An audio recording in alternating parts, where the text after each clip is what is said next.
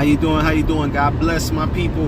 Listen, I wanted to make a quick walk away video. All right, tell you guys a little bit about my story and why I no longer associate myself with the Democratic Party.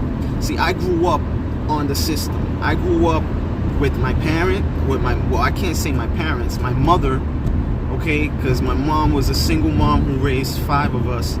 My father actually left when I was young, and so I grew up in a household that was Democrat. Almost my whole entire family are Democrats. I have like 2 aunts, and like 2 cousins that are conservatives. Anyway, I grew up in a Democrat household. I grew up in a household that was on the system. And so I remember leaning more to the Democratic Party. Now, I remember also in school where the teachers were always, throughout my whole school career, all right, my teachers always told me the lie that the Democrats were for the minorities and for the poor, and Republicans are for the rich, right? This is what they fed me my whole entire life. Plus, when I went home, this is what I heard my whole entire life. You know, I heard that Republicans were racist. You know, this is what I was fed. And so, as I grew up, I associated myself more with the Democratic Party, right? But all of that changed. All of that changed when I became older. See, my whole entire life, I had the mentality of a victim. I've always felt like I was owed something. I always felt shortchanged. This was my mentality as I was growing up. And so I blamed everybody for everything that was going wrong in my life, right? I never looked at the man in the mirror. I always looked at myself. I always looked at everybody else and said, this is the reason why I am not achieving what I want. I remember growing up always saying, this is what I want. I want this, I want that. And being told, oh, but you think you're white? You're not white. And so this is how I grew up. And you know, I have friends that were racist towards white people, and they hated white people. And for me, I never got down with that, because you see, my family comes from Puerto Rico, and I don't know if you guys know how diverse Puerto Rico is. You know, Puerto Rico is very diverse. You have the Spaniards, you have African, you have Taino Indian. You have a mixture between those three races, and there's even more in Puerto Rico, honestly, because people came from Asia and everything into Puerto Rico and mixed in with the people. We're just one big mixture of people. And both my grandfathers had blonde hair and blue eyes. All right, so for me to hate white people, that was a no-no. You know, my grandfathers looked white. You know, it was my grandmothers who had that beautiful dark skin that gave me the complexion that I have today. But continuing, so that's how I grew up, leaning more towards the Democrats, feeling like I was a victim, feeling like I was old, seeing white people in the movies all the time, having these big houses and living like a family, having a family unit. And so I blamed everything on everybody. And then when I went to college, it became even worse, because when I went to college, they made me feel more like I was a victim. You know, they wanted me to make up. I remember I had to write a paper one time on how I was a victim to police. I had to share an experience where I was a victim to a police encounter. And I was never a victim of a police encounter. I mean, where a police officer abused me or treated me wrong because of my skin color. I was never a victim to that. But apparently everybody else in my class was, and so was my white teacher who looked like Elsa from Frozen. All right? She was also a victim, I don't know how, to white policing. Anyway, so that made me even more like, I had to make something up, of course, because I had a 3.9 GPA and I didn't want it to go down. I wanted an A. So I remember while I was in college, I married my wife, and I remember we were expecting our first child. I was working full-time and I was going to school full-time.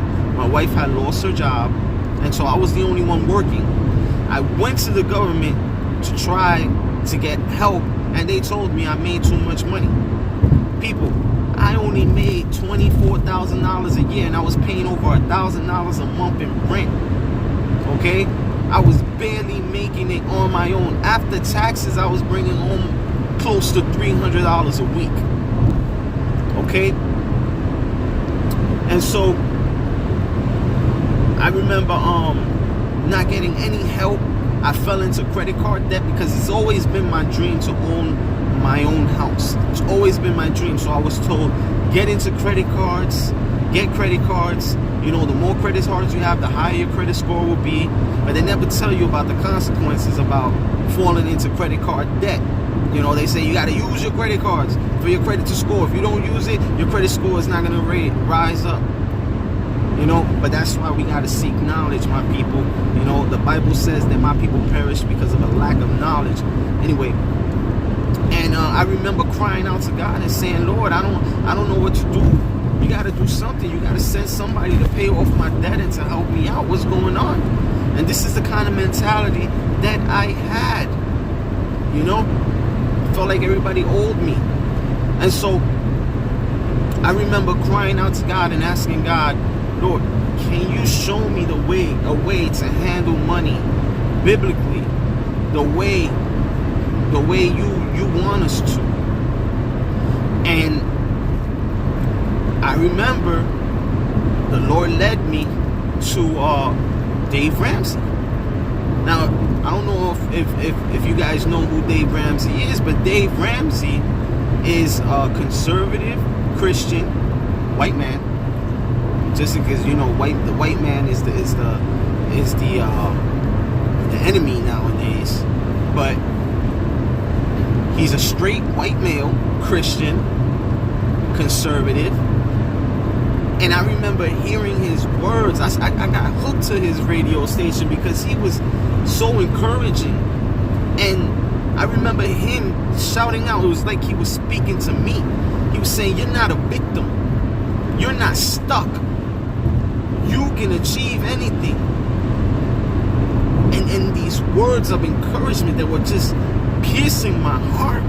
If you don't like your job, you don't have to stay there. You can make a move. You're not obligated to work in your job. If you want more money and you didn't like the contract that you signed with them when you first started working with them, go and find more money. Make moves. You have to do it. And these words were just, like I said, they were piercing my heart. It was like freedom. I was hearing freedom. And so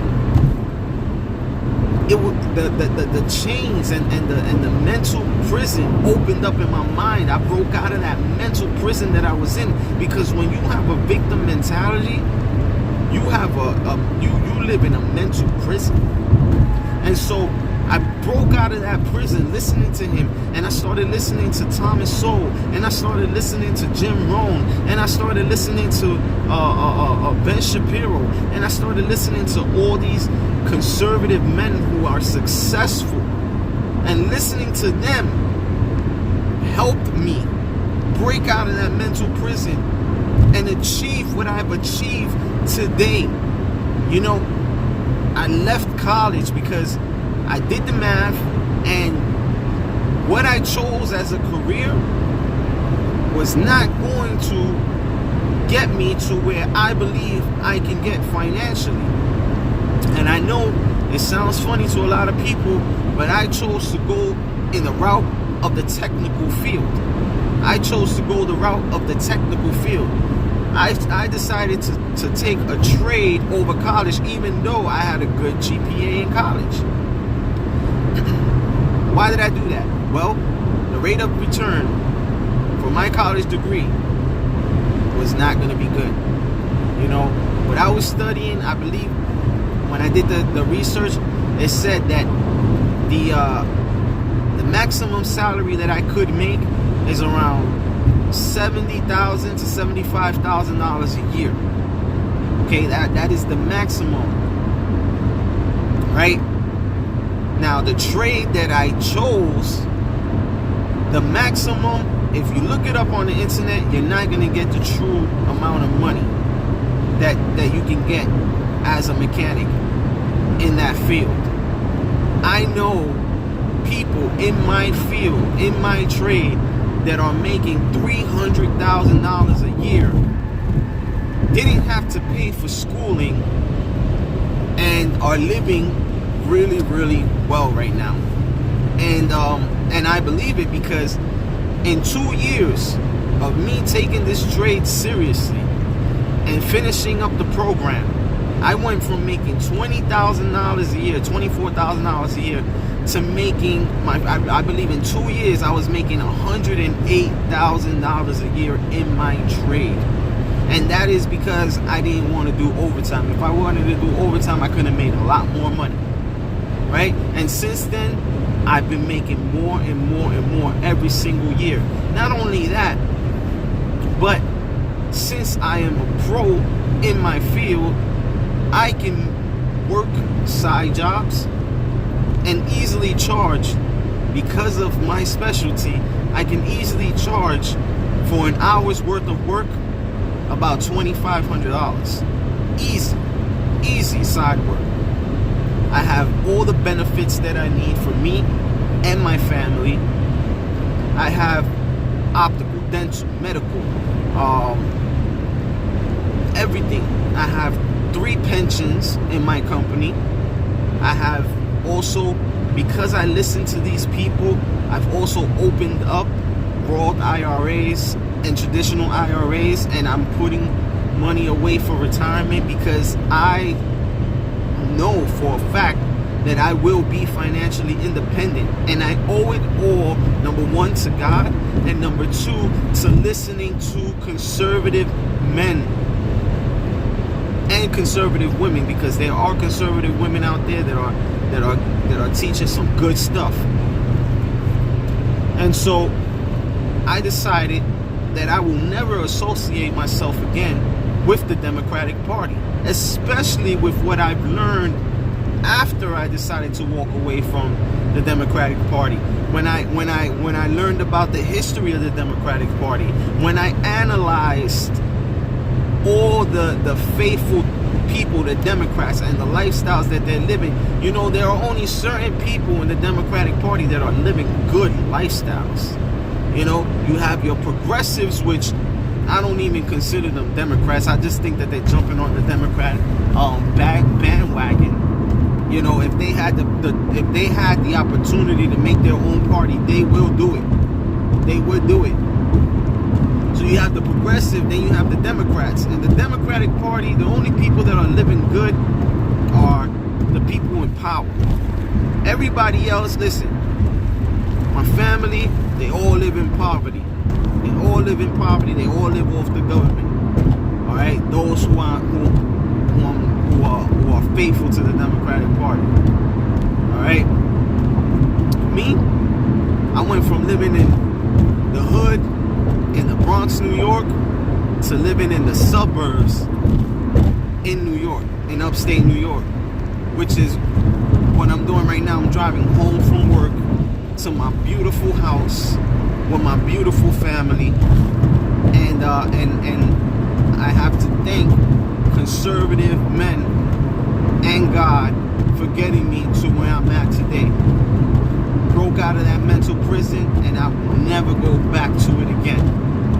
I know how to make money now. I know that it's me, that I have to make the moves. I have to get up every morning and make the decision to either live in poverty or to go out and kill the animal and bring it home. You know, you are not stuck. Do not let the Democratic Party lie to you. You are not stuck. You can achieve whatever you want. You just gotta want it. Anyway, God bless y'all.